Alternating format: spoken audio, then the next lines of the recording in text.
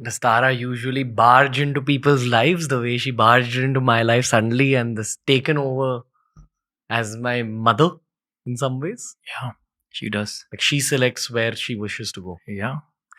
There are various historical sources of Tara, stories about Tara. One very popular story is that when Bhagwan Avalokiteshvara, with his infinite compassion, tried his best to empty samsara out of living beings who were suffering because of ignorance, anger, hatred, and so on. And he thought like he managed to empty samsara. But because, as we know, as per Buddhist teachings and also Hindu philosophy equally, samsara has no beginning and no end. That is why it is represented as a circle, as a wheel. You mean the universe when you say samsara? Yeah, everything that is in existence, not just the world that we live in, but as per Buddhist teachings at least, we're talking about the other dimensions. Dimensions of extreme suffering, we call them hell. Dimensions of extreme hunger and thirst, we call them hungry ghost, pret. Dimensions of the animal kingdom, yeah, and also asur, constantly in fight with the gods, and god realm, and also human. So the being, according to Buddhist cosmology and philosophy, there are 6 main realms. So Avalokiteshvara tried his best to empty all the beings because it's so much compassion, empty samsara. And when he thought that he had almost emptied it, it should be empty now, and he looked back, samsara had already again been filled with beings because it is endless. And he had immense, he was very sad and he cried. And I think from his 2 teardrops from his eyes, it touched the earth. A lotus bloomed, 21 petals. On each petal was one different Tara. And Tara said, "Don't worry, I will assist you." So we may have supplicated to Tara or have a connection to Tara in this life or maybe in one of our past lives. So you just can't tell, like the word you use, when Tara will barge into our lives and show us the path, yeah, invoke some changes in us. This was given to my father by someone, and he had to move to Dubai, so he had left it in a cupboard of his. And I was cleaning out his cupboard one day. I found it, and I just wanted to keep it, and I've kept it over the years now. Only since I've moved to this house have I really been worshipping this particular idol. And I've had a tantra expert on the show, Rajashi Nandi. He taught me so much more about it. My connection with it has increased so much. And I feel with deities, there are phases in your life where you need the deity way more. And I did need it back then. Had some other deities enter my spiritual journey. And now she's back through you. When you taught me about Om Tare, Tu Tare, Tare Swaha. Yeah. The one thing I can describe about her energy is that she's very swift. Like that pace, both in terms of blessings and to come to protect you. And I have needed protection as well in the last 6 months. It's very fast. How do you connect more deeply other than just by your heart?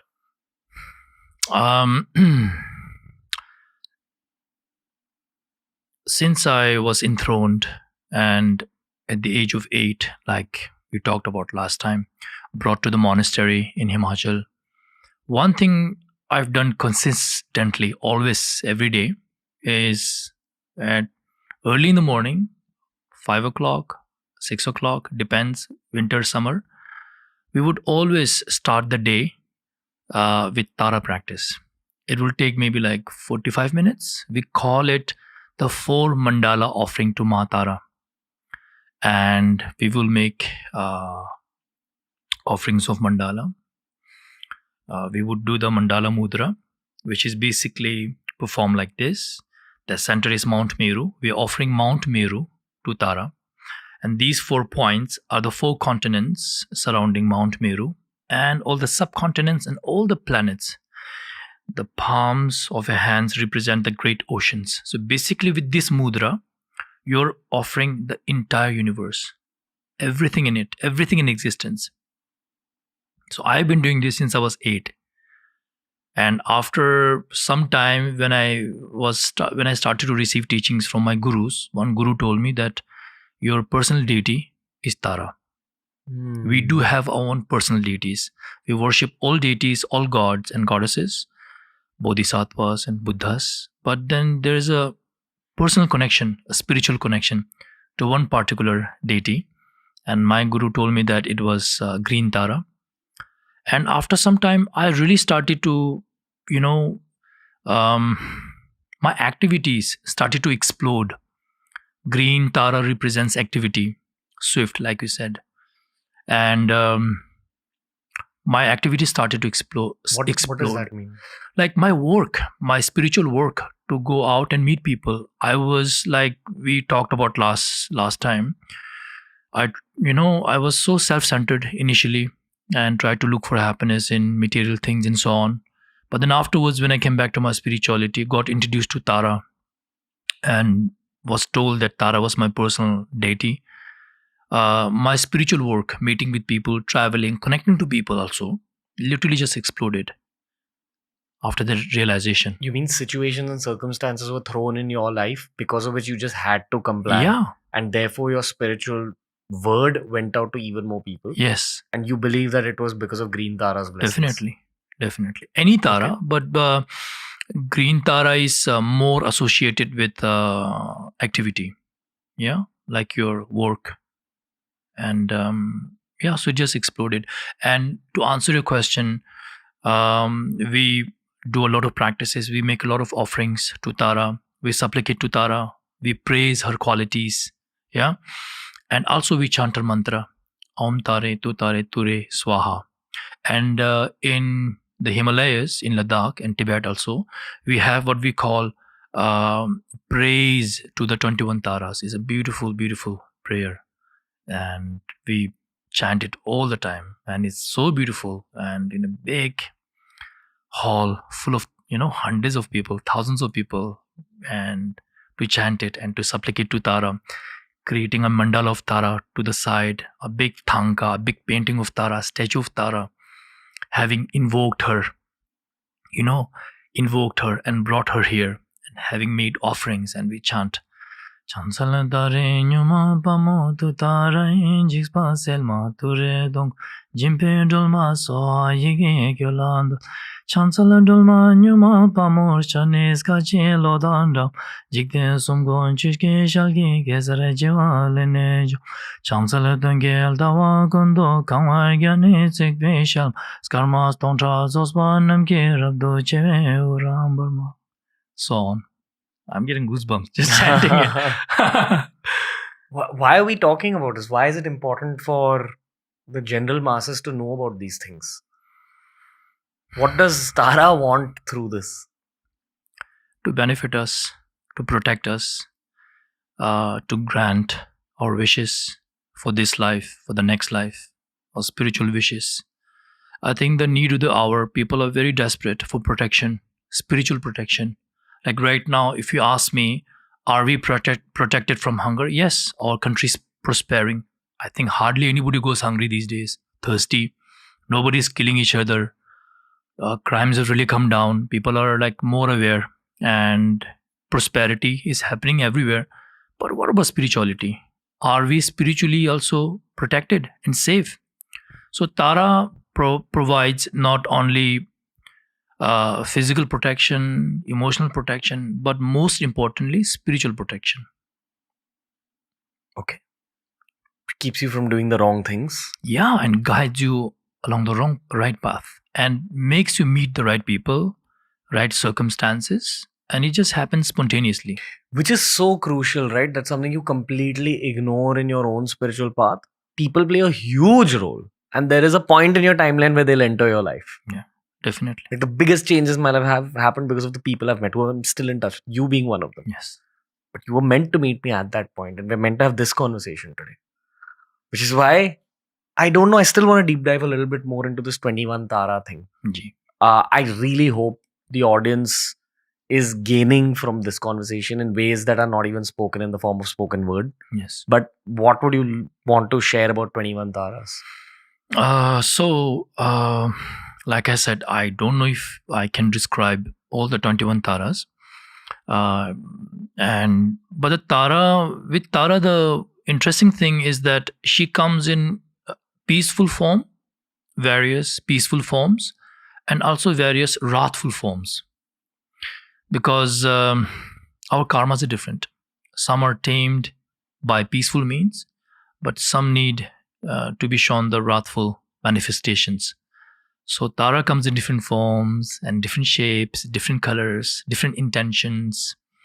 And as per your spirituality, as per your karma, where you are in your life, she will manifest differently and guide you differently. Like, let's say, when we're young and when we're naughty, our parents might pull our ears, scold us a little bit. Not because they hate us, not because they have an intention to harm us. We have to see that way also, from why Tara manifests in different ways. And we don't understand. Now we know that it was for our own good, to instill discipline and a sense of respect and so on. Tara does the same thing. And only once you start to gain a degree of confidence in Tara and you have faith in Tara, that however she manifests to us in the form of a Ladakhi guru, a modern guru, a male or female, we're talking about the highest level of Buddhist teachings now. Once you start going deep into the deity aspect, the goddess aspect, you have to start thinking that everything is a manifestation of Tara. The falling leaf, the rains, everything is Tara. Whatever people are saying are Tara mantra. Once you live in this mode, whether it is peaceful, wrathful, however it manifests, then you truly connect to Tara. We call it Tapenangwa, which is like pure view. Pure view. Everything is a manifestation of Tara. But that takes some spiritual depth to be able to constantly stay in that mode. And not take things personally. Duality, you, me, this, that, good, bad. You just have to be and let Tara manifest in your life in different forms. Submitting to the flow of samsara. Yeah. Submitting to the manifestations of Tara in various forms. Yeah. Okay. Yeah. I'm actually reading this book on the Gayatri Mantra by Om Swami. Ji. Very heavy book. He's like described in detail how to maximize the nectar you can gain from a mantra using mudras, using techniques, etc. But it begins by saying something similar to what you're saying in terms of when you reach a certain level of advancement after years of practice, what begins to happen is, first, when you meet people, you don't see the person, you see the Holy Mother in the person. And then you see light, then you see the astral body, and then you see the physical body. And this becomes a phenomena wherever you go with whoever you meet. My reading of Tara, when I'm also trying to understand what the Hinduism aspect is, what the Zoroastrian aspect is, I would even go as far as saying what the Abrahamic aspect is that there is God's energy on this earth, like the one Parabrahm energy on this earth, which manifests itself as Shakti or Mother Earth or Mother Nature. And different cultures call this feminine energy different things. Yes. Generally in Hinduism, you have all the different matas, but they are matas at the end of the day, mothers. I have understood that maybe the Buddhist school of thought calls matas taras. Am I right in saying? Yeah. We call Tara definitely the mother of all Buddhas. We call her the mother of enlightenment. So, yeah, you're very right. Okay. I think, your knowledge about various spirituality and religion seems to be much more than mine. Of course, you have met so many more eminent people than I ever had the chance. And you have good knowledge about different spiritualities, which is actually very good when you walk the spiritual path. Because you are aware of the different interpretations and not only stuck with one.